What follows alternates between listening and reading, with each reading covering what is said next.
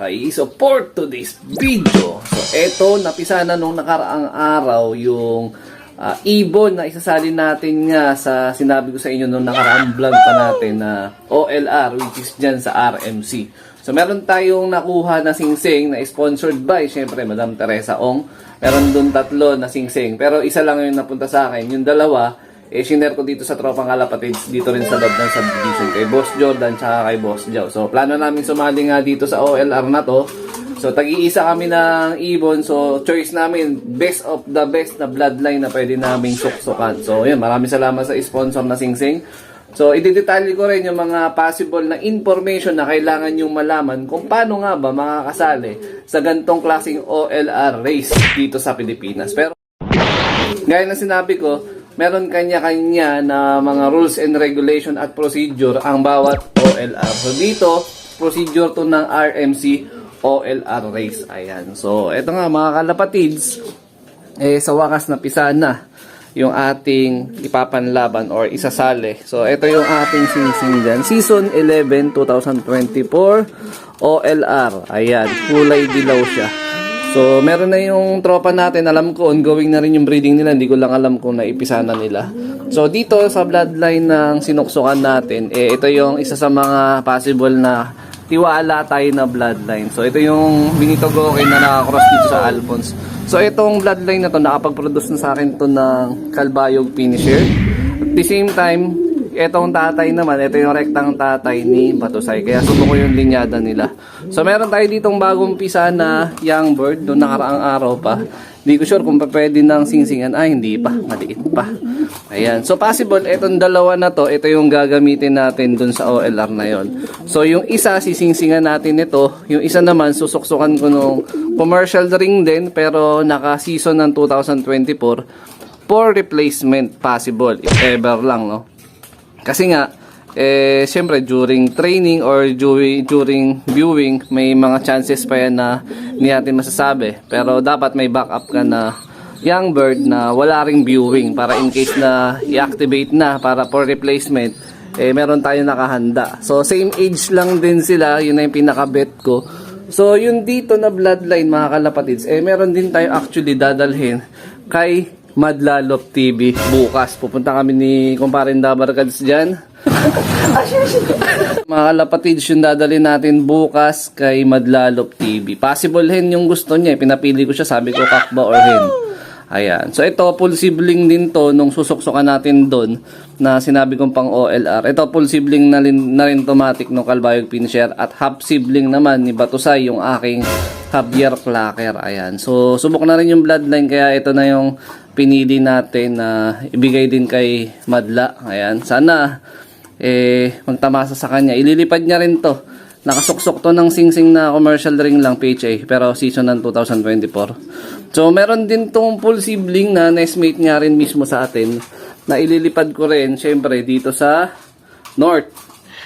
Sana all.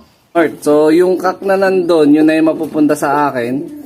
So tawag na ito, baka by next week transfer ko na rin sila doon mismo sa sa Flyers Loft, kasabay noon nandito natin na ihahabol. Pawalay na to by this week Ayan yung Dilemma Cross din sa stop band rate. Ito yung masungit na ibon natin, pinakamasungit na ibon natin. Ayan.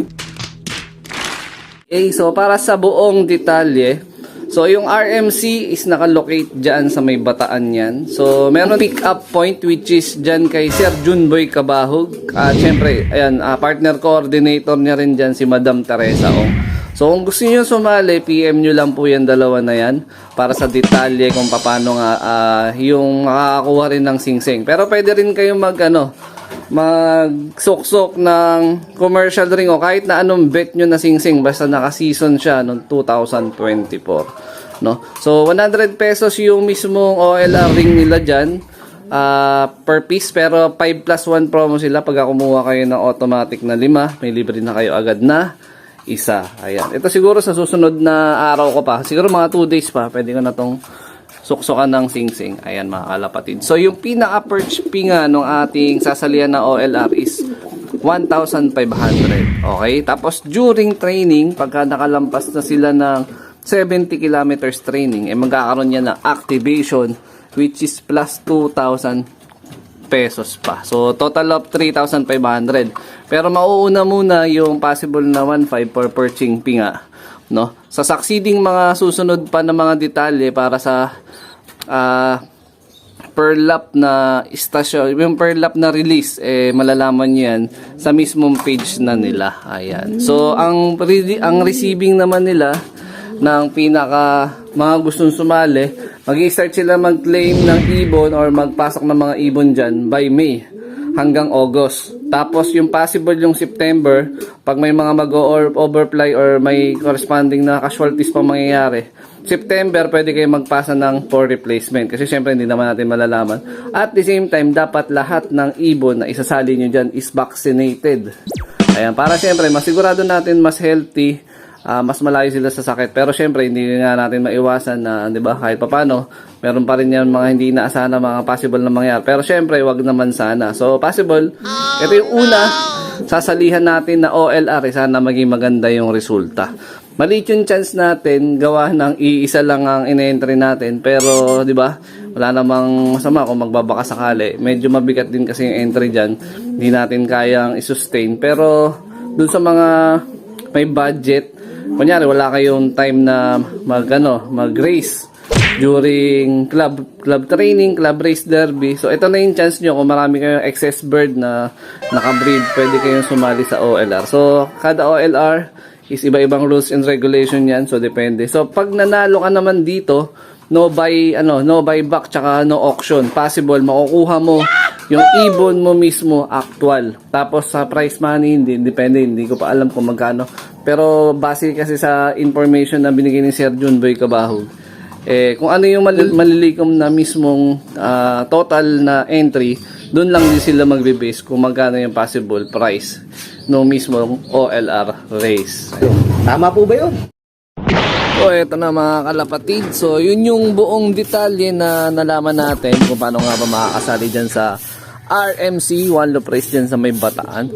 So, possible ito yung pwedeng maging simula. So, pag naging successful yung pagsali-sali natin sa ganyan, tapos nagkaroon tayo ng budget, pwede naman tayo magtuloy-tuloy kasi meron pang, diba, may ESM pa, meron pang John Alegre One Loop Race na talagang sobrang daming mahuhusay at matitinding mga pansir. Big time yan makakasali dyan. So balang araw makakasali tayo sa ganyang klaseng OLR race, no? Malay natin makachamba tayo, diba? Kahit sabihin nung hindi tayo makapagpa-member ng PHA para makatunggali at ma-experience na makalaban or makalaro sila sa isang karera, pagdating naman dito sa One Loop Race, malaki ang tsansa na, diba, makasilat ka ng mga ganyan. Pero syempre hindi ko na sinasabi na pag sumali ka dyan sure win na. So, kanya-kanya pa rin ng swerte, kanya-kanya pa rin ng husay ng ibon ng bloodline. So, dito ko natatapusin itong video na to. Shoutout sa mga solid supporter natin. Siyempre, huwag kakalimutan mag-like, comment, and share, at mag-subscribe. So, ingat mga lapatids. Keep safe. God bless. Ayan, no. Tamang chicha na sila. Mas maganda yung gantong pagkainan kasi hindi na sila masyado natatapunan.